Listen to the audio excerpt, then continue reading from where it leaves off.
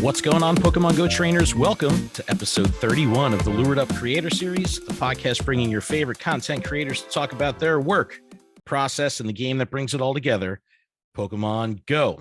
Lured Up is part of the Pokemon Professor Network. Today is Wednesday, June 1st, 2022.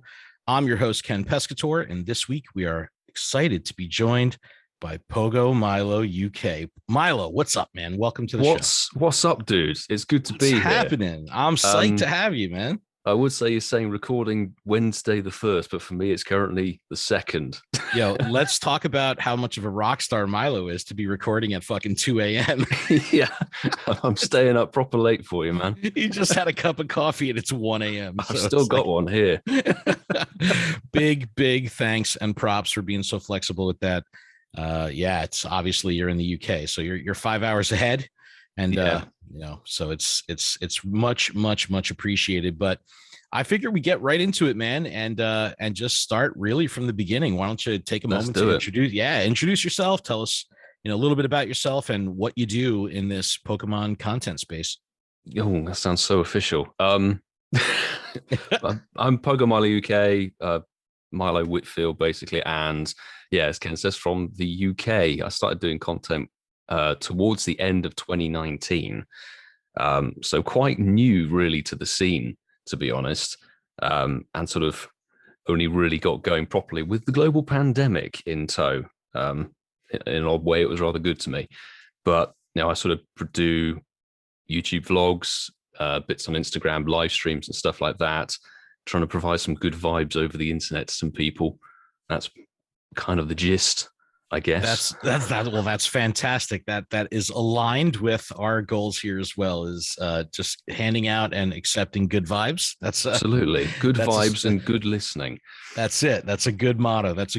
So let's talk about the Pokemon franchise. What's your connection to the franchise? When did you first hear of Pokemon, get into Pokemon, and was Pokemon Go your first game? How did it all start for you? I don't know. I know some people get their gears in a twist with this, but I basically joined the Pokemon kind of franchise with Pokemon Go back in 2016. And to this day, never played a main series game ever. Look, I love that. I think that that's super cool. I mean, when we had Mystic 7 on, cue the fucking name drop sound effect, right? I gotta steal that from you need that dong. But no, like when we had him on, he was the same way. He said, look, this was my true introduction was Pokemon Go, which I think is amazing, and that speaks to the power of Pokemon Go, right? Because it really does. It has that draw. Yeah, it puts it in your hand, and I kind of love that, because that provides those people with this experience that's truly being rolled out in real time, because you're learning the new generations, you're learning the new things as it's happening in Pokemon Go, which is unique, because for people that have been in the franchise for a long time, like me, like I know all this shit. So it's like, it's only new in Pokemon Go. It's not new to me. So I think that when people say they get in with Pokemon Go, it's super exciting, because that means when a new Pokemon is released or a new generation is released, it's a fresh experience. Pronunciation. Oh, dude, I've been in Pokemon since 1998, and I'm still fucking pronouncing shit wrong every day. Man, it's like the new Ultra Beast. Did you see that one? Oh my god, I'm not even going to attempt. Nialugo. We were talking about it last night. It's like even Dupiter. We're like Dupiter is the name. Yeah, Jupiter is the stupider way to say it. It's when you get not hounded in the comments, but people try and correct you, and then they end up getting it wrong themselves. And it's like you end up with 6 different versions. Like, well, this is not brilliant for somebody who doesn't know what the fuck I'm talking about. Yeah, really. So you started Pokemon with Pokemon Go, but when did you start Pokemon Go? Did you start in 2016, or was it later towards when you started making content? No, I downloaded the game at the very end of July 2016, so not quite a day one player. The only reason behind that was my phone at the time wasn't actually compatible, so I had to wait for my phone upgrade cycle to come around. So 27th of July, I believe it was when I got into it. I'll allow it. I think that counts. Yeah, that counts as a day one. I would have had it sooner. Had the 4S had the compatibility, but alas, no. But to be honest, like, it's not the first. Obviously, it's not my first awareness of the Pokemon franchise. I had family members and school friends who were into the TCG cards back in the day. back in the 90s and the Pokemon anime and all of that sort of stuff. So I knew of it. It just wasn't my bag right up until 2016 with Pokemon Go, I think. Yeah. No, I think that's always a cool thing too, when, you know, not only are you fresh to the franchise, but you're a veteran of Pokemon Go. So that's an interesting juxtaposition. Been here a while. Yeah, I totally dig that. And, you know, I mean, we're friends in the game, so I see your stats, but for the people out there, like how integrated is kind of the culture of Pokemon Go and the playing of Pokemon Go into your everyday life? Because for many of us, especially podcast listeners, because we're typically not on the casual side of the fence, it's like an everyday thing. We eat, breathe, and shit 100%, Pokemon Go. 100%. So what's it like for you? Like, is it when you wake up in the morning, you boot up the app and you're off to the races? Yes, it's literally like the app is open at any time of the day or night, as much as it fucking can be, really. I'll wake up with it. It's usually the first thing I sort of check if I don't oversleep my alarm. And it's open practically until I go to bed. And even then, it might be a case of we'll put auto catch on for an hour afterwards. Like, that can do its thing while I'm going to bed at 2 a.m, you know? Wow. But the XP grind and the catch stats and stuff like that keeps me in the game all the time. You know, I've got to keep going. That kind of leads me into the next question of like, what's your play style? What are your favorite ways to play? And how do you like to engage with the game itself? So I'm sort of I like to think as a hardcore grinder. I know that, like, you take that with a pinch of salt. There are people who grind this game a hell of a lot harder than I do.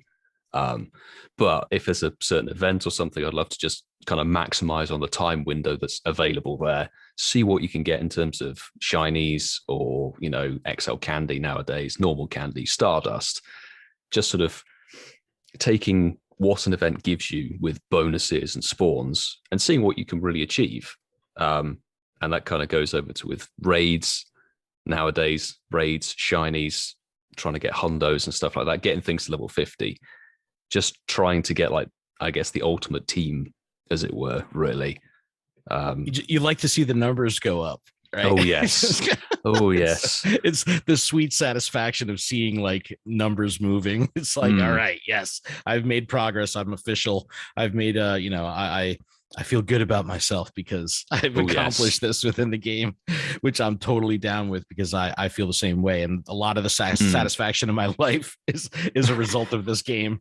So it's like, yes, totally. I got, like, whatever it was back in when it was 6-hour community. It's like, yeah, I got 80 fucking shinies on that day. Which is, like, so funny because the economy of Pokemon Go is so far different from the economy of any other Pokemon game, and, you know, how difficult it is to get a shiny. I mean, I played main series games for years and years and years before getting my first shiny in a main series. And, like, you know, here we are catching, you know, a stupid amount of shinies in Pokemon Go and just destroying the shiny economy. Oh, absolutely. Well, especially with, like, Pokemon Home, you know, the ability to move stuff around. It's like, it just totally throws everything for a loop. But you know what? It's Niantic and the Pokemon Company have allowed this to happen. So the system is there. Exactly. Use it. Yep. Exploit it. Yeah, Exploit the hell out of it. All right. It's like my friends, they use, if it's like a Kanto or whatever community day or something, they'll just say, right, all that 50 shinies of that Pokemon, they're going into Let's Go. That's what happens. Nice. Yep.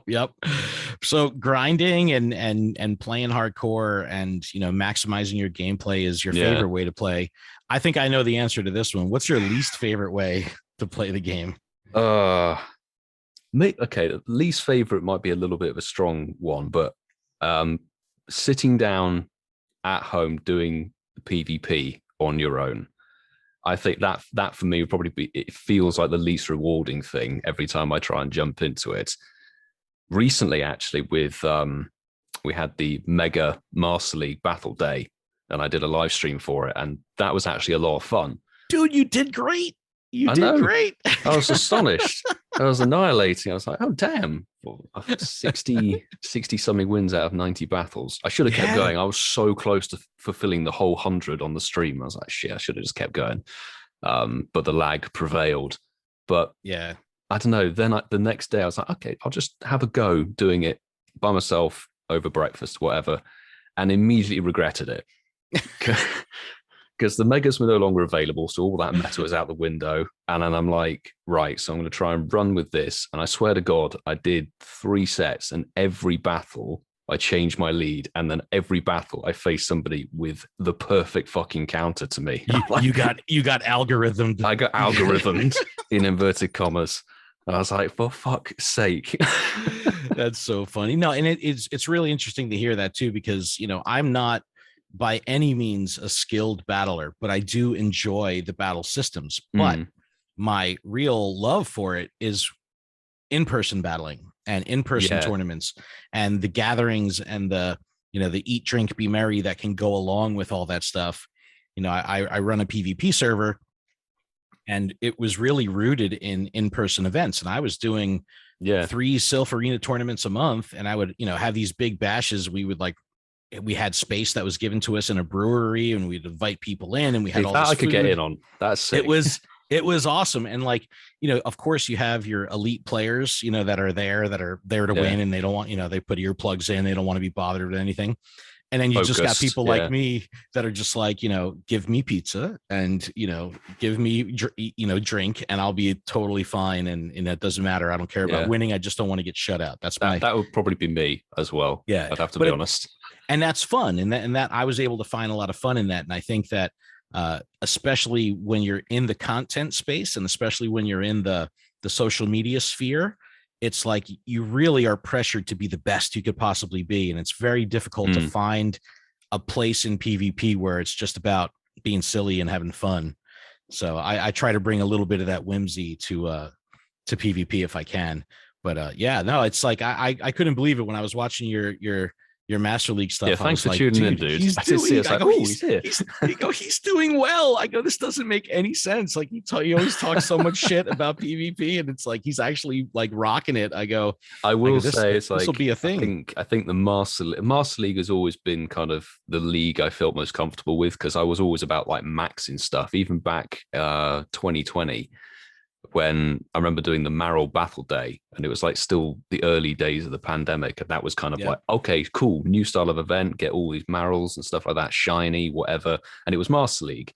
I always loved Master League. I always had stuff maxed out for raids. So it's like, cool, I can use the same mons from raid teams into the PvP game, just TM away the moves and change it a bit.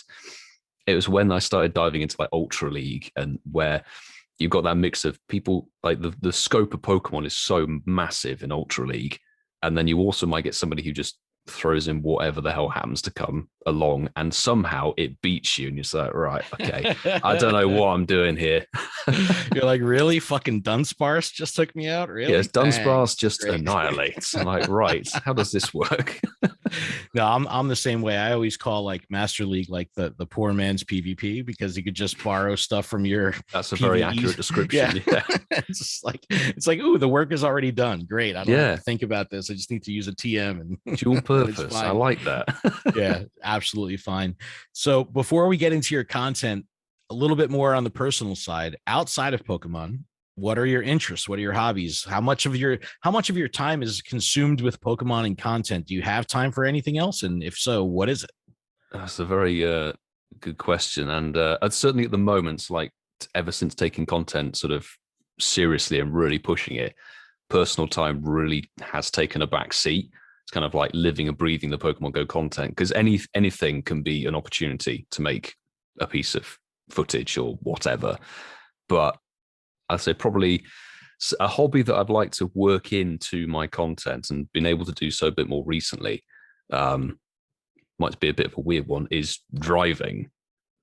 Just going out for a drive, not really particularly to or for anything, but if it's a nice day, throw the roof back, hit up the coast, hit a nice piece of road, maybe a pub dinner or a pub lunch or something like that, or like, driving and then going for a hiking as another thing, which I sort of recently rediscovered, summer of last year with some mates. Those are probably my two hobbies outside of making content, but even they've been roped in. That's the thing, is like bringing it all into one package that people can enjoy. And that's pretty interesting, because those are my two passions also. It's I've I worked in the automotive industry here. I worked for Volkswagen for, 15 years. And I mean, I've got fucking Volkswagen tattoos. I'm like car guy through and through. Petrol head or gearhead as it is in America, isn't it? We're gearheads here. Yeah. Petrol, we don't know what the hell that is. But you have a different word for that, don't you? It's just fucking gas. We don't even say fuel. We don't even say fuel. We just say gas. I gotta go get gas. All it is at the moment is expensive. But that we can agree on. Brutal. Yep. But hiking is another thing for me too that I really love. And I've got a 13-year-old son, and we kind of blend our love of technology and nature together. Yeah. And hiking is typically the perfect format for that, because it is actually. Yeah, I don't want him to be on his phone all day when we're in the house, but if we're out and about and he's using his phone in a natural setting, it kind of takes away from, all right, he's not just consumed with the screen. He's actually, the skybox that above him is a true skybox. It's not just a skybox in absolutely. The game. So that's pretty interesting. That's pretty cool. And I definitely want to get into the card talk a little bit later. Oh, we should do. Yeah. I definitely want to dig into it, but go ahead. I'll say like the hiking thing. I used to go hiking and stuff with my family when I was a kid, much like you and your son, actually, with my dad, went and did like the Welsh mountains and stuff like that, and a bit of Scotland. But ever since moving to London and sort of pursuing content creation or whatever it was in the past, practical filmmaking, etc., it sort of became like something that just sort of got lost, really. And then I think actually basically the same month, this time last year, after one very drunken night at the pub, my two mates came up to me quite hammered and said, "Yo, so shall we go and climb Snowdon this weekend?" And yes. I don't know how many gin and tonics I'd had, but several at least, agreed to this idea. And then literally that weekend, we just up sticks, got up at 3 a.m, drove 4 and a bit hours over to Wales, hiked Snowdon in a day, and came back and drove. And it became like a 20-hour day. And that sort of rekindled my passion for it. That's amazing. And again, you said talking about how you kind of bring these passions into the scope of Pokemon Go. Yeah. I do the same thing, because I try to use Pokemon Go as my catalyst and motivator to do these fun things outside. And typically when I travel, whether it's to try food or try, see a different culture or to see a different bit of nature that I've never seen before, I always like to, put it within the framing of Pokemon Go and how I can apply my love of Pokemon Go and the ability to play Pokemon Go with that love for travel and being outside and experiencing new things, which is really cool, because that's kind of Niantic's thing, right? They want us to get out and explore. Yeah, it is one of their messages, core values, isn't it? And it's funny because I sometimes say something to the effect of, like, I feel like a poster child right now. I'm the Do you get that sense? Yeah. You're like, I'm actually doing what this game is meant to really harness, it's pretty funny when that works out like that.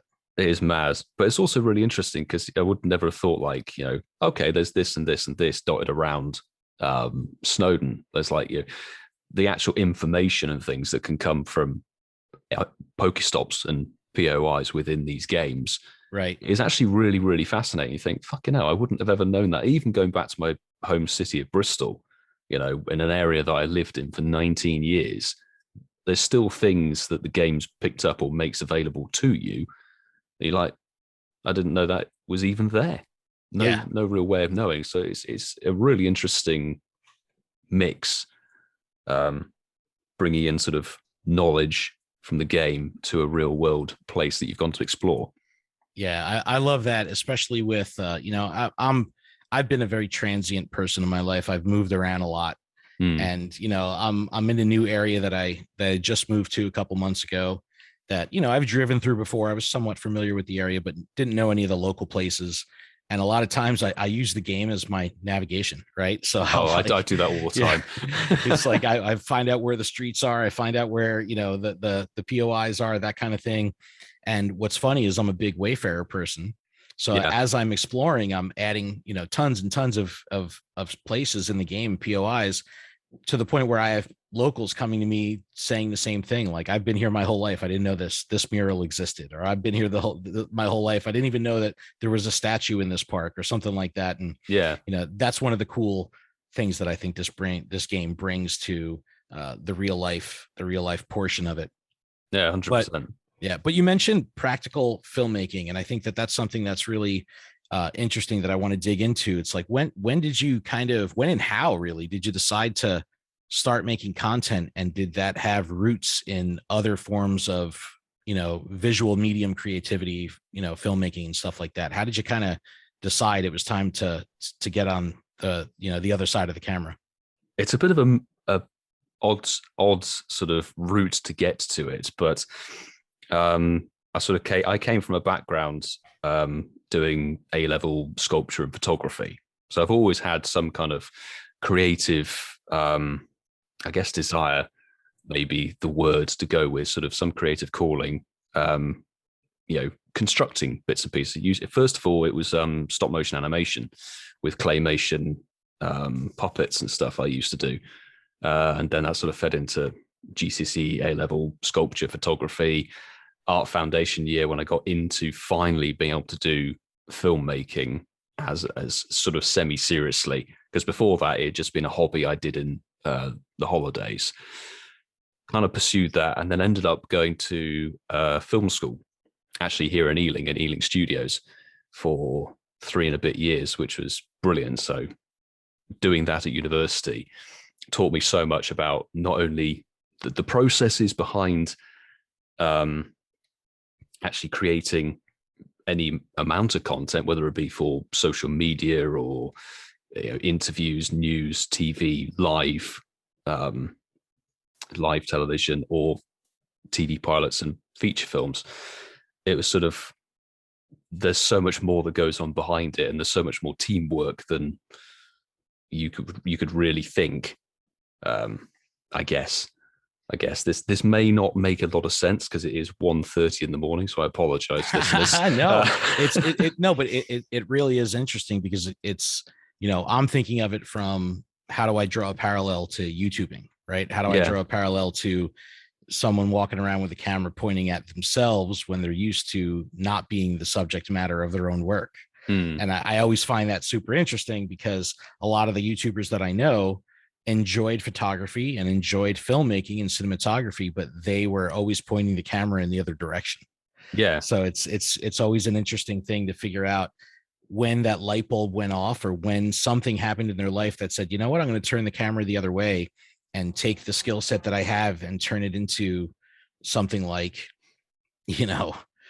something that's about me. And I think that's always a fun kind of, switch up of not, literal and figurative perspective. So absolutely. It's pretty interesting. It's sort of, I guess, like the easiest way to sort of say, like, I got more used to being on camera because when I was doing my own short film bits and pieces, whether it was like a fun little side project with some uni mates, or actually doing something for a school project at uni, I would always end up sort of somehow roping myself in to being on camera, in front of the camera, because I sort of felt reasonably comfortable performing, in a role or whatever. I've done a few acting classes and a few little acting courses as well. So sort of being in front of the camera, I feel quite comfortable, more comfortable almost than actually being in person, as it were, with somebody. Because with the camera, there's no judgment, really. May sound quite pretentious, but there's nothing really there. It's a piece of tech, and you're just talking to it, and then you can sort of, thankfully, in the world of YouTube or content creation, you can edit out when you sound crap. You can make yourself look really smooth and perfect, which is excellent. But I'd experimented with doing behind the scenes vlogs and things in my short films, which I never really put out anywhere particularly, but it was sort of getting used to being on camera, talking, etc. And that, I think that's just, after a while of doing freelance video editing and stuff after uni, when I finally got the bits and pieces of the tech, I could actually make, content about Pokemon Go. you know, it's sort of like, do you know what? I'm okay with being on the camera, but finding my format with, you know, holding a phone, screen recording, holding the camera, etc., walking around in the real world looking like a bit of a pillock. Because you do. If anybody takes a photo of a vlogger, you look really weird. Yeah, it's hilarious. You do. There's no getting around the fact. So I remember somebody commented actually on my oldest video on YouTube recently, and I looked back and I was like, oh my God, what are you doing? Like, seriously, you know, it's that sort of, I'm not even looking at the camera. I'm doing some really weird and you know, but you find your format. And I think it's sort of a combination of all the skills and stuff from doing filmmaking at uni, doing a little bit of acting courses, kind of knowing how to present yourself, how to sort of speak comfortably in front of a camera, and also like video editing is my thing. It really is my thing. I love the digital video editing process, or just digital editing in any way. You know, that construction process. I think that's what I enjoy the most. And so far, it's sort of sticking with obviously digital content, but that can go back to constructing a short stop motion animation, or constructing a sculpture, or constructing a piece of digital photography. That's the process. Interesting. No, that's really cool. And how does that kind of work its way into the process of you creating an actual video for release? Because one thing that I find really unique about your content is it seems that your videos always have a significant amount of intent. There's always a theme, or almost like a feeling that these videos give me that make them feel more like a compact little experience. Whether you're, you know, even when you did the live stream with, you know, with the PvP, it felt like this bookended kind of experience that almost makes me feel like I'm in this like mini series world. And I guess that comes from your background. I think it really comes across in the content, because it's not just like I'm watching someone on YouTube read the news of the game, or watching someone just play through. It just always seems like it has a little bit more focused intent, which I thought was really interesting and really cool.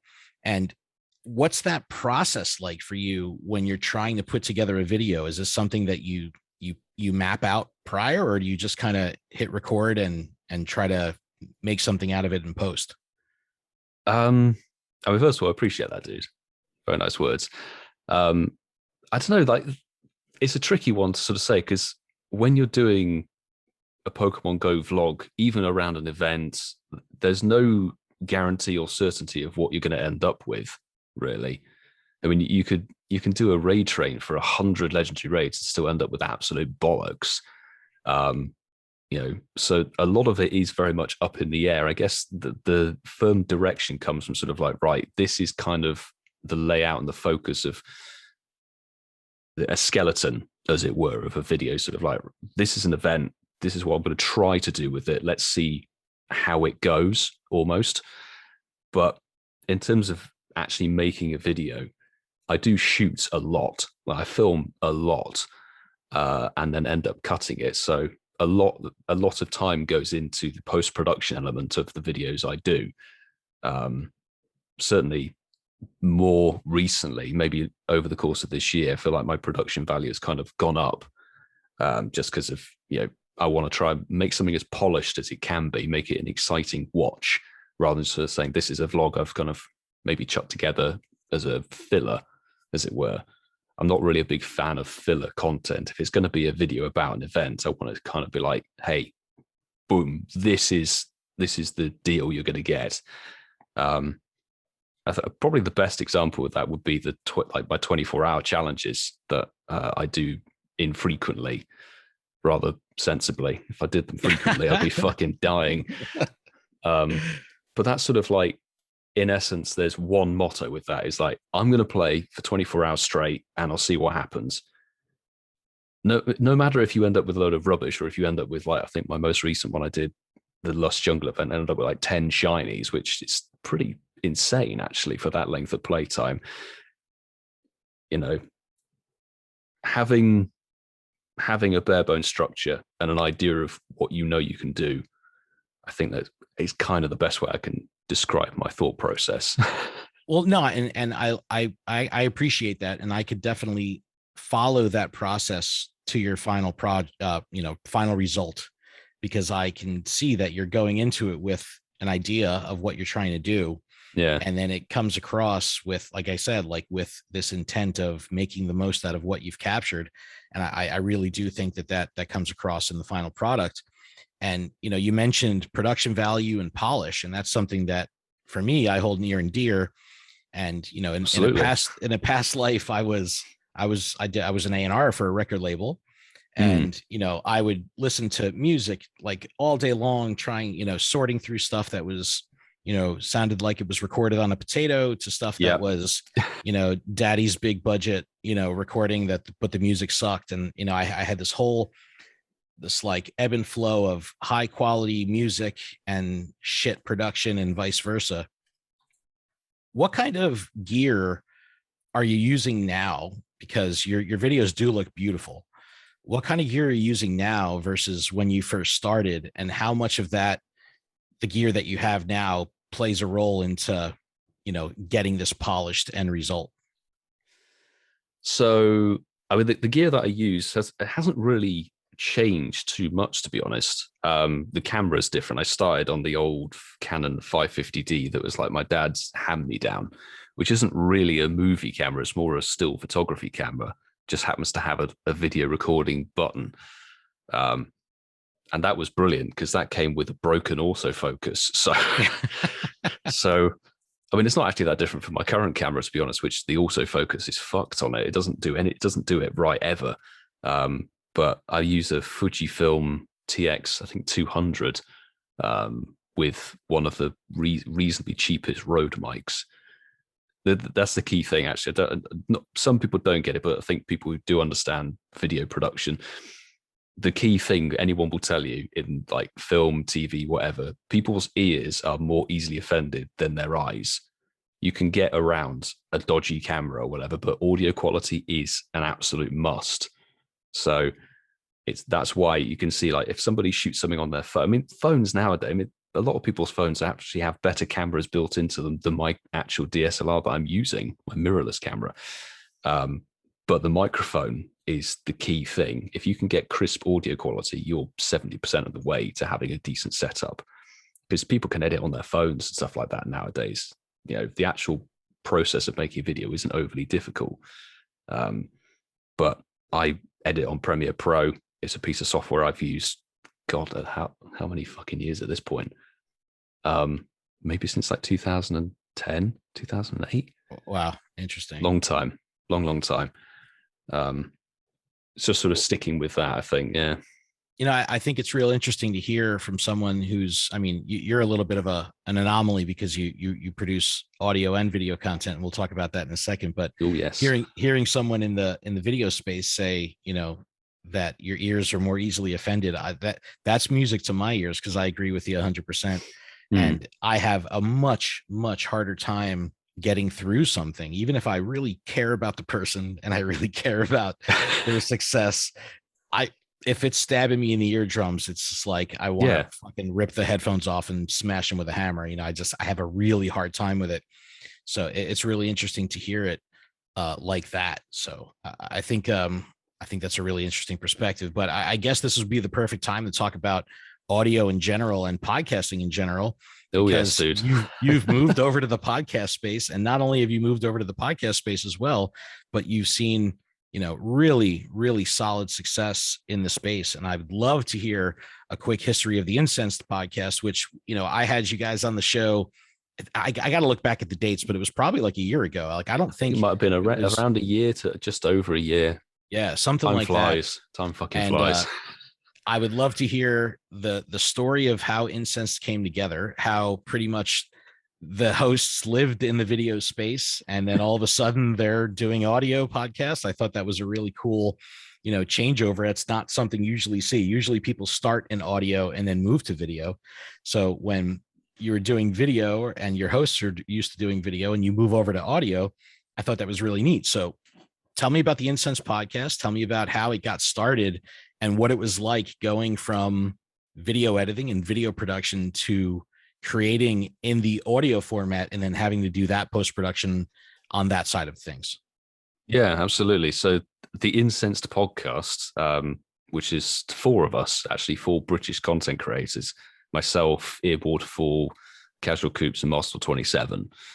That all got kicked off. God, it actually happened really quite quickly, to be honest. Mark, we had a little group chat actually for kind of like UK content creators. It was us four. I think Newcombs was in there as well, just sort of like chatting so we could chuck invites to each other, have a little chat about what's going on with the game. And then Mark, God, I think it was like either very late January or very early February, just popped a random question. It sort of just came up almost out of the blue, sort of like, so do you want to just try doing a podcast? It was really that simple. And we're sort of like, yeah, sure. So myself, Ian, Mark, and Coop sort of all conglomerated an idea together. We jumped on Zoom for the first time about a week later. And then a week after that, we recorded the first show. It all happened within about a fortnight to 3 weeks.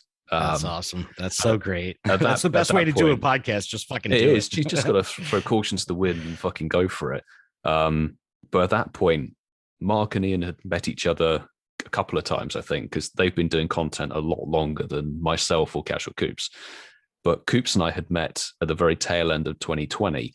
So there was a tiny bit of sort of, real world meetup, but actually a lot of it was, that was the first time I'd seen Ian and Mark face to face, voice to voice, really, was that, first Zoom call prior to the next one being a recording sesh, doing an episode. And then when we jumped on that first Zoom call, it kind of was like we all vibed, we all gelled together, we all sort of, I don't know, it's really difficult to explain, but when you talk to somebody, like, I get you, like, we're on a very similar wavelength, like you understand each other's humor. So we kind of just went out there, decided maybe who was going to, Casual Coops actually took the helm for episode 1, kind of just thought, you know what, he's got the balls. he went for it, took the helm. Does he? Maybe not anymore. I don't know. But he steered the first show. And then because I've got like the background in post-production and editing and stuff, I was like, do you know what? I'll handle doing this, because I've done editing of, live TV style production with multiple audio and video tracks, multicam, etc. So I was like, okay, I can do a podcast. I can have a go at editing more than one audio track together. Not too bad. And then it's kind of just gone from there. We just got into a routine, got into a rhythm, and found our footing, really. Yeah, I one of the things that I try to accomplish with my shows that I think your squad was able to accomplish very early in your process was the feeling of it being a true casual conversation among friends. Mm-hmm. And when you're able to pull that off, it makes the listener feel like they're in the room. It makes the listener feel like they're part of that conversation. And when that happens, that's the magic of podcasting. You feel like I have a personal connection, not only to the content and to the show and the subject matter, but I feel like I'm buddies with the hosts. And that's that special thing that I instantly found with Incensed, because I just felt like I was hanging out with you guys. And that was like the coolest fucking thing, because I was like, I got to meet these guys now in person, because I need to hang out with them, because I feel like I've been hanging out with them every week. And it's been awesome to just like find, to see what you guys have accomplished over the years. I mean, it's been over a year now, right? It's been how many episodes are you in? Oh, we're going to be recording episode 69 this week. Nice. The nice episode. Nice. That's so funny. But it is interesting that you have 4 hosts. It's also interesting that you're all kind of these type A personalities that are used to being the center of your own content. What is it like to have 4 content creators kind of competing for mic time, and how the hell do you make that work? How do you wrangle that to make actual sense of it, where it's just not everyone stampeding and talking over each other for an hour? I will say, I think we go for like we call it the down the pub vibe. I genuinely think that's helped by the fact that there are 4 hosts, because I feel like the 4 hosts gives you a really solid dynamic between the four of us, and it makes you feel a bit more part of a group, as it were, which if you're going down to a pub with a group of mates, you're with, several people. So I think that kind of almost makes it a bit easier for us almost. But in terms of not talking over each other, we're actually quite good. And I think that might be helped because we're British. Instead of You're just polite. Honestly, I cut it out almost all the time. And even now we've done 68 episodes. It's sort of, if somebody ends up talking over somebody, it's no, you go. No, you go. No, you go. The perpetual, like, no, you first. No, you first. No, exactly. You first. It's like you both stood holding an open door. It's like, who the fuck's going to go first? That sort of thing. We have like you've sent over to me, like show notes and basic structure, so we know who's going to host this episode this week and who's doing what section. So like you've got the getting to know you, and then there's maybe a game or two. It's sort of very loosely divided, but generally we've got now into a pattern where we know who can interject when, and we generally don't tread on one another's toes when we're recording. We're just sort of almost like a hive mind. Sounds pretentious, but it's kind of accurate. No, I get that completely, and I know exactly what you're talking about, because you especially when you're in an audio only format, and you don't even, like, right now we have cameras on, right? But we're not using the audio, we're not using the video, but we could see each other. Yeah. But a lot of times when you're just doing audio, you don't have that cueing of seeing someone's body language change, that they're about to begin speaking, or they're about to interject, or a lot of times you could see someone kind of posture up and they have something to say. So when you can get around that and you start to really be on the same wavelength as your co-hosts, that's when the real magic happens. That's like when you're such close friends with someone, or you have a really good relationship with your partner, and you can kind of like finish each other's sentences and that whole thing. Yeah, you can preempt. Yes. And that makes for really good content, really interesting content. And it also makes it a lot easier on the editor, which is always a good thing. Which I'm thankful for. Gotta be said. But you guys have so many different styles of your filmmaking, and how creatively, how does that work and pan out in the audio format? Because, obviously Coops, when he was doing his videos, had a very interesting and style that was all his own. And, Ian's videos are exceptionally informative, and I really feel like when I'm done watching his videos that I've learned something. Like, I really feel like holy shit, class was just in session. And I don't know what it is about Mark, but I have a shit-eating grin the entire time. Like, he just brings entertainment value, incredible positivity and incredible entertainment every time he's on film. And with you, like I was saying, I feel I'm like edge of my seat. I'm just engaged with the viewing experience, not even just the content, but being a viewer. I want to be an active viewer of the content. I think that's what makes it so compelling. So from an audio perspective, how the hell does that play out? I mean, is it structured where you have the different segments that everybody does things? Do you rotate it around, or do you just kind of play to each other's strengths on the fly? It's genuinely a lot of it's ad lib, sort of just on the fly. And as we've got used to how each of us talk, I mean, as you edit the shows that you do. I've edited the show almost every week. Ian does jump in and he does the polish, sort of does like a final proofing. I mean, honestly, like, I think the last sort of 5 minutes of every show, I lose the will to live because the edits can take 12 hours. So Ian will condense that down, just sort of proof and make sure I've not like left anything stupid in there. But you learn the nuances and you learn how someone talks. So genuinely, the edits it depends on how the show goes, etc., how the recording goes, whether it's a bit broken up by whatever, like pauses or trying to just rejig the show notes or whatever. But you can gauge how someone will talk about a certain point. And to a certain extent, having the show notes, the backbone, we do give each other sections, but like the news, if we're covering a Pokemon event sort of thing, somebody might read one section, or it might be like a rolling sort of thing where we all interject a little bit and then we talk about it as a group. It's very difficult to sort of explain, but like I kind of know who's going to talk when, how they're going to talk, and you kind of learn, okay, this section of, I don't know, Ian, I can chop this gap out all the time, or like Mark sort of repeated something here, so I'll get rid of that, or like Coops has stumbled on his words. Sort of, I'll chop that out, or I'm just talking a load of bollocks, so I'll cut that out. I guess it's that production value sort of thing. It's like, I'm going to try and make this as smooth as it possibly can do, really.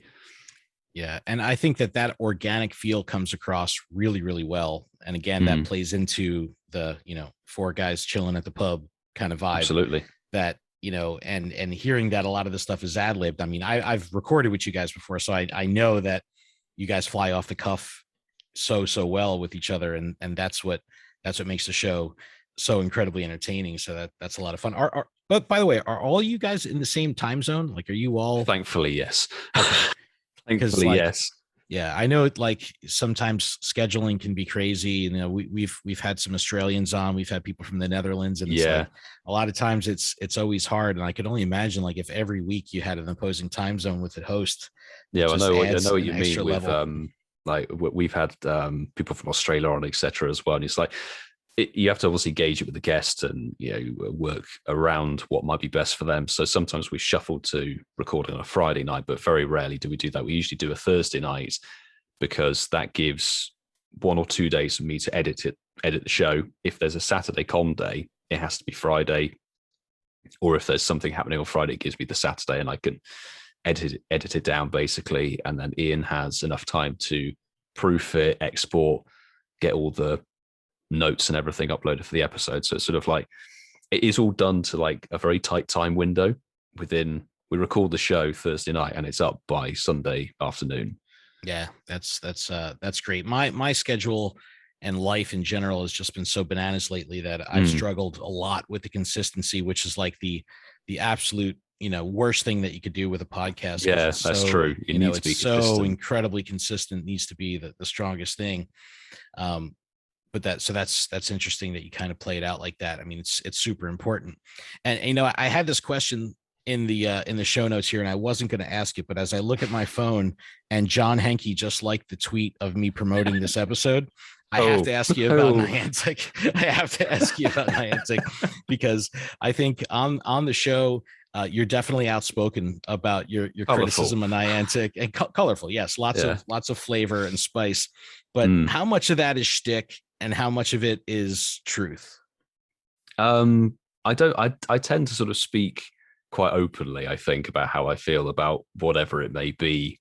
If there's a bone to pick with something that week, I have mellowed since the first couple of shows. The first couple of shows, we ended up having like an entire section dedicated to me bitching, and I'm like, okay, now it's time to sort of like, we can mellow out and actually have a bit more of an informed discussion about it. The thing with something, if there's an issue or whatever, or if it's like an event that's been done poorly, it's sort of like, the internet, it thanks you for shouting at it to some degree. Unfortunately, it's the way that YouTube and Twitter work. You shout louder and then you get some traction. But maybe certainly back in 2020, I used to try and be a bit more creative with it, in terms of if there was something that happened that was a bit dumb, I was like, oh, do you know what? I mean, I used to make skits. Is it maybe that the dumb has just become more consistent? Possibly. It's just like, okay, we're sort of used to it. It's now become like the new norm. But it's sort of like, I don't know about anybody else, but when I sort of see something that happens, I'm like, do you know what? Like, I'm not the most intelligent human being alive, for damn sure. But even I could think of something that would work better than what you've just done, and would, provide you with exactly the same goal that you're trying to achieve. It's sort of like, I'm just a small British content creator sat here in the basement, and you guys have got XYZ resources and stuff. I know maybe they have hoops to jump through with Pokemon Company and Nintendo and stuff, which obviously I have no idea about. But from the outset, it's sort of like, you could communicate this better, you could do this, you could do that, this event could be structured better. It's honest. I think that's the most important thing, because you know, as a podcaster, I'm sure you know this, like the second you stray away from being yourself, the people are going to see right through that shit, like immediately. Like you've been doing it for a while as well. Yeah, because they have that vibe. They're on the wavelength. They know who you are. They know your character. And when you stray from that, it's very easily detected. And a lot of times that will make people lose that connection and lose that vibe because they think that you're speaking out of pocket. You know, wow, why are they saying that? That's not what I've learned about this person over the years. And now they seem like a different person. So I love the fact that you guys, I mean, especially with Coops too. I mean, some of Coops' early videos were fucking brutal, man. Like, and he was like unabashedly, you know, just shitting on like other creators and everything. It was the funniest fucking thing at all. I remember when he was rating all the different YouTubers. Like I must have watched that video like 3 times. I was pissing myself the whole time. It was so fucking funny. And it was so funny because I was just like, this dude's like just on the come up, and he's like going to burn every fucking bridge under the sun, and then torching any opportunity. But the irony of it is that it all worked out in the end, and now it's like those people are on the podcast and all that stuff. I thought it was so funny that it came full circle, and you know, it's like he's got to be the one, you know, saying like, "Oh yeah, I like you. I'm sorry." You know, he did get it off camera, off recording. He got not anything bad, but he got some acknowledgement of that video from 1 or 2 guests. Yeah, he told me me off the air. He was just like, yeah, this is look at this message. I was like, oof, you got it. But I was like, yeah, you fucking deserve it, dude. You ripped him you ripped it. It's so funny. So funny. When there. Yeah, exactly. But I guess as we wrap up the kind of shift to the podcast space, like what are the big creative differences between podcasting and YouTubing? Like, what are the challenges with developing an audience, retaining an audience? Like, is it a similar path to building that kind of community, or is each one kind of on their own pedestal as far as how to develop and retain an audience? Oh, that's a tricky question actually, because in some ways they're obviously very similar. You've just chuck essentially the content out there, and you have to see if somebody kind of gives a toss, really. But I don't know. I mean, you know this because the podcast platform or the podcast medium, it's been around for a while, but even still, it's quite new, really. You know, people haven't really got into the podcast vibe until I think maybe the pandemic really drew podcasting to a new level, because so many people were just looking for more content. And then, you know, you could do a podcast like we're doing now across the globe over the internet and do that and create something generally wonderful. So the production of it itself, it is different, very different, but maybe the process of actually getting it out to people and trying to build up the audience has an equal amount of kind of hope and praying that people like what you're doing. I think that's probably the best way to describe it. You know, what I think is interesting about podcasting and even the pandemic in general of how it impacted is you had your fans of podcasting that listen to podcasts all the time, and they're listening on their commute to work every day. And that's where they that's where they would consume the content. And then all of a sudden they're no longer commuting because they're working from home. Yeah. And we saw this weird shift of some of our longtime listeners drifting away, not because they lost interest in the subject matter or the hosts, but simply because they didn't have a vessel to consume the content anymore. They're not going to listen to podcasts while they're home. They're going to be doing something more visual where they have a captive audience. But at the same time, just like you were saying, you had new people that were looking for things that were different to do because they were stuck at home. So you had this weird shift of a whole new wave of podcast listeners coming in during the pandemic because they were looking for something new. And then you had this wave of longtime podcast listeners that were kind of drifting away. And we saw across the board, I mean, we were very fortunate that we saw, you know, growth through the pandemic, but speaking to my other podcast friends, they saw like significant drop off. Oh, that is interesting. They were losing people, like, especially if they saw success prior to the pandemic. Yeah, they would see their numbers dwindle because those listeners that would be commuting to work. And sometimes that could be an hour commute each way. People are consuming 8-10 hours of podcasts a week. If they're not commuting, they just lost their ability to listen to podcasts. That's true, because that is, we get that as well. Like people say, like, I listen on my commute or I listen on the school run, etc. It's, as you were saying, it's their sort of slice of time they can dedicate to it, essentially, or it goes hand in hand with that part of their routine. Yeah, I never thought of it that way. That's an interesting point. Yeah, it's so it's funky to kind of hear different perspectives on audience, and I think that ties into marketing and the use of social media and things like that. Yeah. And where do you stand on this social media thing with the fucking cesspool that Twitter is? But how important is like social media to your YouTube and your podcast? And how much time do you spend on that as far as content creation is concerned, away from the camera, away from the microphone? How much time and effort are you putting into those non-visual, non-audio mediums like social media? I think nowadays it is an absolute must, even despite the cesspool that Twitter is, as you say. And I love it, though. Don't get me wrong. I fucking love it. It could be a shit show.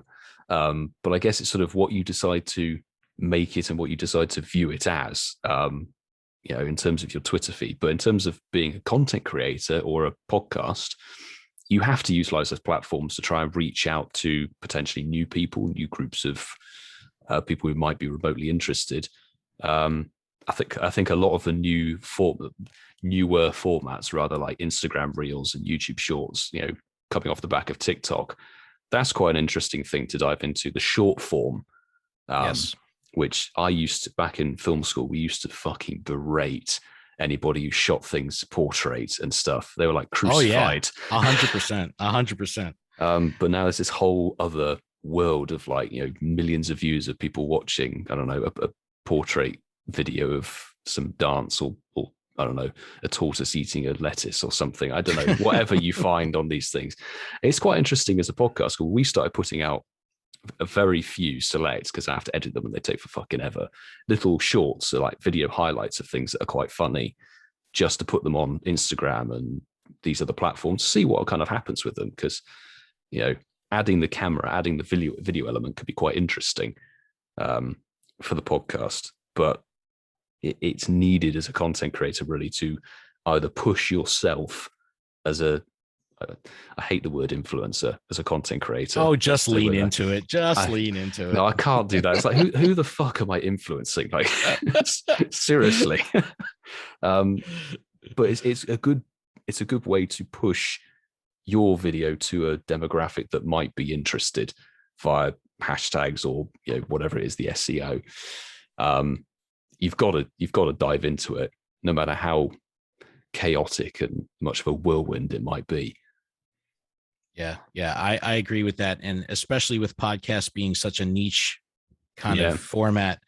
When you have a video element to it, even if you're pushing your audio format stuff through a video element means like that is getting in front of a new person. It's a great way to expand audience and get in front of people that would never. I know a lot of people that only listen to Pokemon Go podcasts. And I know a lot of people that only listen to Lured Up. Like, that's the only show they listen to. And it baffles me. I'm like, dude, there's so much fucking good audio out there. Like, please give this a try. I'm an advocate for the format. I want this format to grow. Draw somebody out to try something new. Yeah. Give it a shot. You know what I mean? Just like try it. First one's free kind of thing, and hope that they get hooked. But I'm looking at the clock here. I know we're going long and it's fucking super late for you. So I do want to start dwindling down. No, I've done 24-hour grinds for shit events in Pokemon Go. I'm good. But I did put a tweet up, the one that John Henke just liked, that had and I asked, like, what are your questions for Milo? And we got some good ones. So I do want to open the floor here to some of the social comments. Bring it on. We got some good ones. This is Twitter's finest. Yes, this is some good stuff here. This one is from Lossifer. It says, if jobs, Pokemon police officer, Pokemon breeder, Pokemon doctor or nurse, or other things like that, or joining Team Rocket became possible in Pokemon Go, what would you choose to do? This is a problem. I want to see Milo in a nurse's outfit a little bit. A little bit cutesy, I don't know. That's actually quite tricky, because I never did the main series games or anything like that. So all of these roles, I don't know. it could be kind of badass and go for Team Rocket, but you fail all the time miserably. Certainly in but Pokemon maybe you could Go. find fun in that though, just like maybe perpetual failure, but perpetual failure with a Shadow Bidoof. That'd be so funny. Like with like utmost confidence, like, yeah, come on, I'm fucking fuck you up with this Bidoof, and then just get wrecked immediately. They're quite cool. I'll join Team Rocket, but can I pick my own trio of Shadow Pokemon? There you go. The best way to go. Yeah, for sure. It's up to you. So I think I would go Team Rocket as well. I think that's just in my nature to kind of foil other people's plans. I think that sounds fun. At least attempt. There you go. At least just be a thorn in someone's side. Yes. Yeah.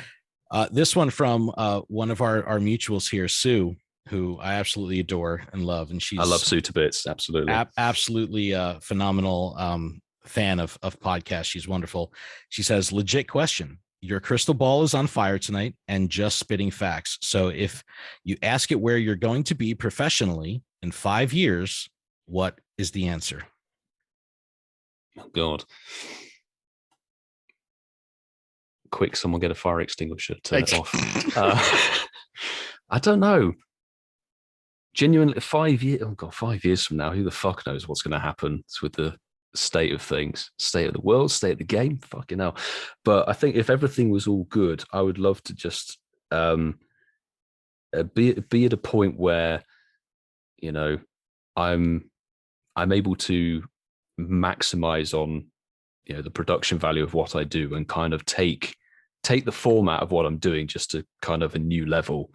You know, recently Ian and I drove to Amsterdam and back for Geodude Community Day, doing near enough 750 miles inside of a day just to play 24 minutes of the common day. Phenomenal. Some more crazy adventures like that, some more, if Pokemon Go is still going, some more kind of radical new takes, a bit more sort of extreme, not just sort of like, hey, I'm going to travel for a week and do this. Like maybe I can try and do this inside of 2 days and go ham. Like take the grind international, essentially. I love it. I love that. Yeah. I mean, I'm in. You know, you let me know when it's airing, and I'm there. Yeah, for sure. Oh, yeah, shit. I'll come with you. I'm a fantastic backseat driver. Excellent. That's unfortunate. My car doesn't have back seats, so you're safe. Not with that attitude. Cram you in the boot. That's it. That's it. Sorry. Yep. No, that sounded phenomenal. Just like that. Cram me in the boot. That should be the name of the episode. PoGOMiloUK. Cram me in the boot. Cram me in the boot. Oh my God. All right. So here's another one. This is from Jamal, who is the host of the Way Spotters podcast, our Wayfarer podcast on my network. It says Milo sits on 7 stops. How many of those stops did you submit yourself? 0. 0. And genuinely, I got this question asked in my live stream on Raid Hour. And it's like, you live in an insane place. Like, did you choose this before Red? I actually moved in here before Pokemon Go existed. So I just got really fucking lucky with where I live. I used to live on 2 stops. And then as things have got added, not by me, by various other people, I still don't know who added them. Or maybe they popped up via, you know, the Wayfarer system or whatever. More and more stuff just started accumulating around my area. So, okay, sick. And then the extended stop radius, like, this is kind of lit.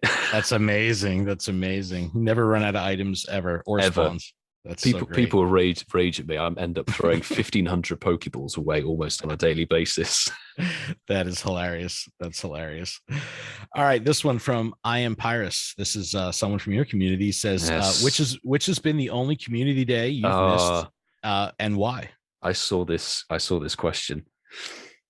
Well, I think the question was sort of like, what's the only community days missed? The start. Yeah, the start and why. Yeah, he's trying to call back to, I think it was the first community day of 2020, Piplup, back in January 2020. We'd had a friend's birthday the night before, and it's one of those circumstances where, like, you just sort of go a bit mad. And I don't think I'd eaten properly any dinner beforehand. So when I woke up half an hour into community day, still drunk. And I was like, shit, I need to go make a video. So and it was nice. It's a nice sunny winter day. So just threw some clothes on, threw my shades on, and you could see if you go back and watch my Piplock Community Day video, my intro, I am slurring my words so hard. I am actually wasted. That's so great. Yeah. That is so funny. That's so funny. Oh, another one here from a mutual of ours, Captain Bunzo. Says, yeah, if you could go back in time and join any boy band, which one would you star in? Oh, this is going to be one of those, well, as we would just say on the Incense podcast, casual Coops answers. Yeah. Genuinely, a boy band, like I didn't get into, I was never into that sort of vibe or music. I genuinely couldn't tell you any like boy band, I guess artists would be the word. I genuinely have no idea. Like, it's just not my thing whatsoever. That's so funny. I don't know. I would probably go with like Menudo or something. Yes, I've literally, that could be a Pokemon in Gen 9 for all I know. Oh, that's so funny. Sorry, that's Paul. So funny. That's so good. All right. Well, as we truly wrap up here, one last question, and I know we didn't get into the car stuff, but we could definitely we could maybe I'll come back up on Incense or something like that, or do some collaboration. Mark and Coops will fucking shoot us down so hard. They hate it when I talk about cars. Oh, fuck that. Cars are the best. But if you weren't creating Pokemon Go content right now, so let's just say Pokemon Go was Thanos, snapped out of existence, what would you be doing? Would you still be making content? And what would it be about? Cars? I'd probably, something like that. I would have probably dived into a mixture of doing some Need for Speed and other racing games on console sort of thing as a bit of content creation. Nice. I'd actually love to try and get into doing that for live streams and videos eventually, but also some road trip kind of travel thing, I think. Yeah, I did the Gumball Rally in the States. Oh, you're joking. And it was 2004. No, it was 2004 because it was a 2004 R32. It was the first year the car came out. Yeah, it was insane. I want to get back to it, man. I one day I said if I had $1 million and could buy any car in the world, I'd buy another 2004 R32. That's a nice set of wheels. I got to be honest, nice set of wheels. It's my favorite car of all time. I'm happy to dive into some car stuff actually if you want a bit of time. Well, talk to me about your cars, man. What's your make, model of choice, and what's your daily? Well, my daily is a Mazda MX-5. That's my set of wheels. I think it's a Miata. Yeah. They rebranded to MX-5 here a couple of years ago. Oh, they did they? Okay. Yeah. It's a 2012 model, so it's the Mark 3.5, and it's the Mark 3, but basically a facelifted body and a slightly updated interior. But it was just what I wanted, because before that I'd had the typical UK teenager car, which is a Ford Fiesta, to basically get you going, because car insurance is mad expensive in the UK if you're trying to get your own policy. So stuck with that thing that basically couldn't go up a hill. And then because of going into film production and needing to shift kit around for film shoots, I got a Ford Mondeo Estate, which is like basically a big hearse sort of thing. Phenomenal. And then back in 2018, I was like, you know what? I'm diving into being a video editor and all this sort of stuff. I don't need to do this because I'm sat at home editing freelance from home. I don't need this car anymore. And my parents wanted the car to move bits and pieces around. So I was like, I'm in London. Don't fancy somebody slashing a fabric roof, which happened to my parents back in the 70s with their MG. Somebody cut the rear window out of the thing and stole the radio and stuff like that. Of a midget? Was it it was a little midget. That's great. I'm like, I don't want that. So I was like, what's the cheapest sports car that you can get that has a metal folding roof? And it was this Mazda MX-5 that from sort of 2012-ish, they started doing the hardtop folding roof.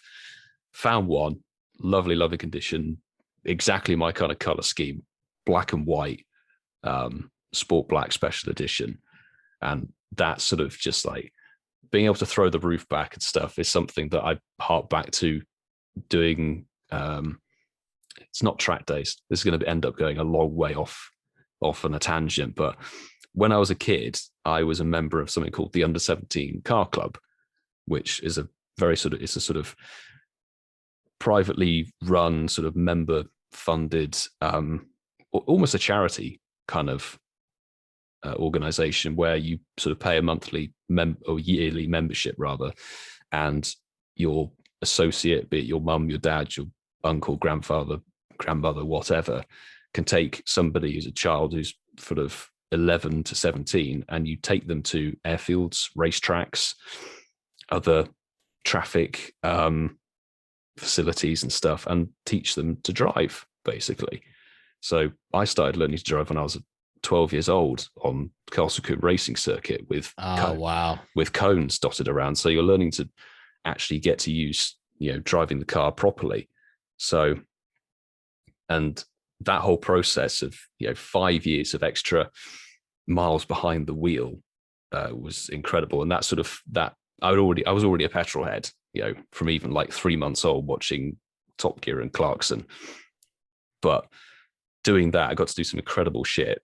Like I've driven Ferraris, HGVs, done stunt driving, donuts, driving a car on 2 wheels.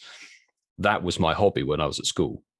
So getting to do that was incredible. And my dad had a little mini Cooper S convertible. So that's where my love of having a convertible came from. All right, really. Right, cool. I was like, do you know what? Going around Castle Combe, being able to just hammer it with a supercharger on, what was it, 6,500 revs, 7,000 revs, I think it goes up to in that. And you got the roof down, a beautiful sunny day, sunburn, everything. I was like, that, I need this in my life. I need this because, I don't know, I can't now, don't give me a hardtop roof. Even if it's bollock freezing out there, as long as it's not raining, the roof is down. That's awesome. Yeah, my friends, my passengers sort of hate me for it. Certainly my ex hated me for it. That's great. That's great. I not to downplay the fun of a Miata, but my mother used to have a Miata. There's no shame in that. It's good. I would like steal in the middle of the night and go rip, and I used to fucking torch those tires, like, oh, I'm sure, really, really bad. But later in life, I had a buddy who had a ridiculous motor shop, and he had a Miata, a shop car that was a Miata with an LS in it. Oh, yes, nice. They fucking put an LS in the fucking Miata. Some of the mods you could do on those things is ridiculous, engine swaps and stuff. I drove it once, and I never drove a car that necessitated more wheel input to keep straight in my entire life. It was like just absolutely terrifying. But yeah, I come from the Volkswagen world, and when I worked for Volkswagen, I ran the motorsports department at the dealership level and piloted programs for Volkswagen across the country doing motorsport stuff. So I was fortunate enough. I probably, I was software tuner. So I probably, I don't know, I probably tuned 600 or 700 cars in my life. And, my daily driver was the 04 R32, which was an NA build, but it had, probably 350 wheel horsepower, all wheel horsepower. R32 is a serious piece of kit.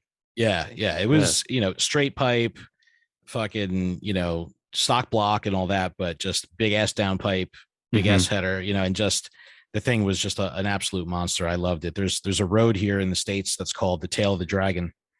And that's a good name. Yeah. It's on the border of North Carolina and Tennessee. It's 11 miles, 318 turns, cliffside.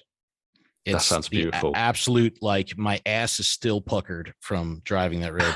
And we had this event that we would go to every year. It was a gathering of R32s called Wookiees in the Woods, where, hundreds of R32s and VWRs would descend on this thing, and we would just fucking destroy this road, up and down. I was able to, like, take my son there and take him up and down the Dragon. It was absolutely phenomenal, and I will make it back there one day. I will. Got to be done. Got to be done. Yeah. I'm looking forward to doing my very first kind of car club MX-5 experience. I'm going over to, or driving with my dad. We're road tripping from here, London, over to Austria for 7 or 8 days, and that was supposed to happen 2020, but obviously postponed. Right. That's going to be. It's more of like a road trip, not sort of like a sort of thrashing car meet, which I would also like to have a go at. But yeah, actually, it's in one of my videos from last year. We went up to Yorkshire, combined going to visit the UK's highest pub for a pint in a day, which ended up being a 6.5 hour drive each way, just to go to hike 2 and a bit hours over the Yorkshire moors and stuff to go to this pub. But it was like I was sort of dithering, oh, it's a good idea and stuff. And I looked where it was, like, oh shit, I know that this section of road, which we need to get to the car park we're going to start, is actually one of the best roads in the UK to drive. It's called the Buttertubs Pass. And it's sort of a bit, it's not cliffside, but it's like hillside through the Yorkshire Dales. Very beautiful, but littered with obstacles like wandering sheep. And the barrier that stops you going over the edge to potentially a fiery death is nothing more than a green rope. And it's quite a narrow piece of road. So it's a proper thrill to drive. Really, yeah, perfect for my car. That's just like the tail of the dragon. It is unforgiving on either side. You're either crashing into the side of the mountain or you're taking the tumble to a fiery death for sure. Yeah, it's like I've known many a car to go over too, and it's like the rules we always say is you got to keep it between the mayonnaise and the mustard. That's the yellow and the white line. You got to keep it in there. Don't fucking put your tire on the line, or you're going to get shamed by every photographer and person that's out there. Yeah, exactly. But, I was able to drive it was a completely purpose-built race car. There's a Canadian company called HPA Motorsports that my Volkswagen dealer was the master distributor for in the States. So my personal GTI, they built for me, and like my daily driver GTI was close to 500 wheel horsepower, front wheel drive, stock block. Oh my god, it was stupid. Be a handful. Fucking hell. It was absolutely a blast to drive. I mean, I had a diff and everything in it, so it stuck to the ground. So it's clever diff and stuff. Yeah, so because I'm thinking 500 horse in front wheel drive, you're going to be torque steering all over the place. Oh no, don't get me wrong. It was, I would get my forearms would get a workout, whenever I hammered it, but it was drive to the gym and back and you're done. Yeah, exactly. But they actually shipped us their purpose-built race car, which was 720 wheel horsepower, all-wheel drive, twin turbo R32. That's a piece of kit.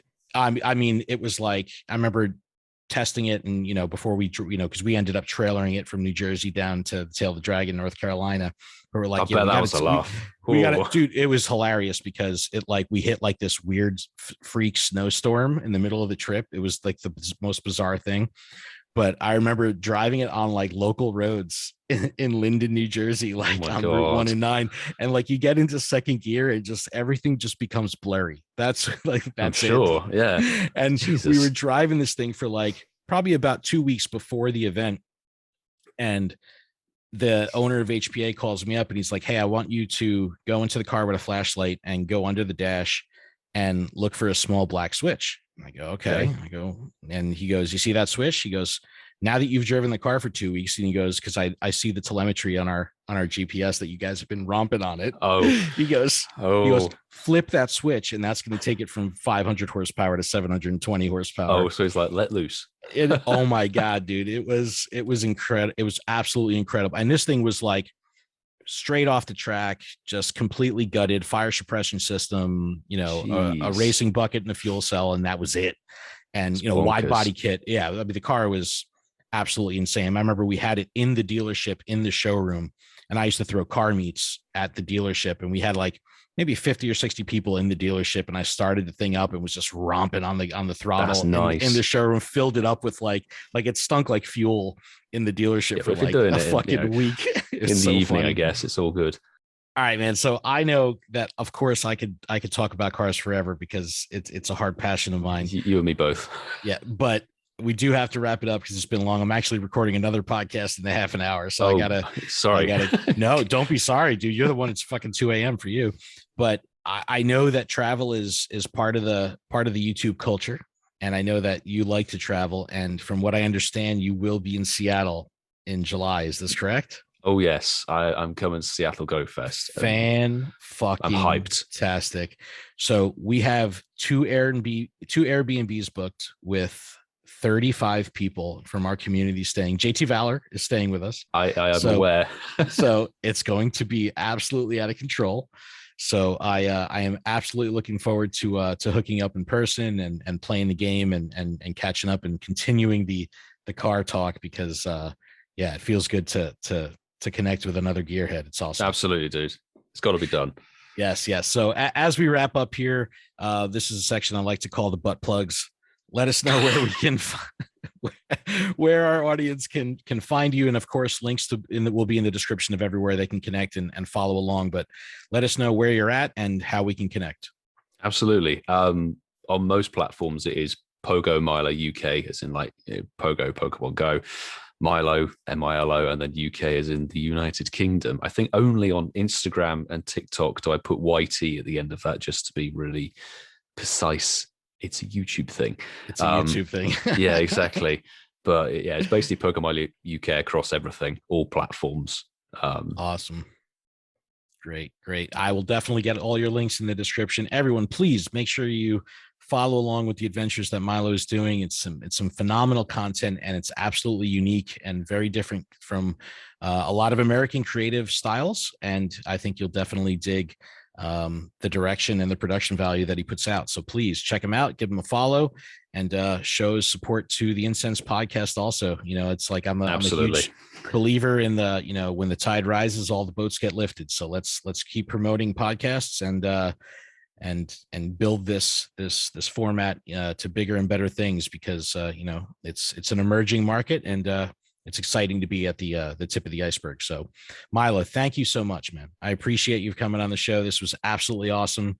I'm really looking forward to Seattle now. I cannot wait to hook up. And yeah, man, any parting words, or is it Betty by time now? It is going to be bedtime very, very soon. But I'll just say thank you very much for having me on the show. Genuinely a huge pleasure. Really good to catch up after over a year.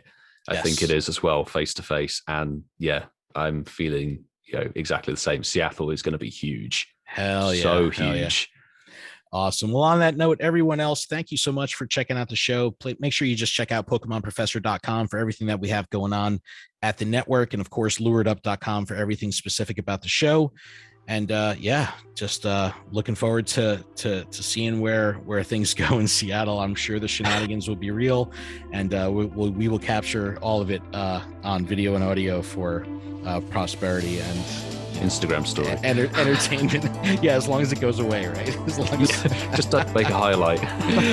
Oh shit. All right, everyone, thanks again for checking us out. Milo, thank you once again, and keep training, trainers. We will see you on the next one.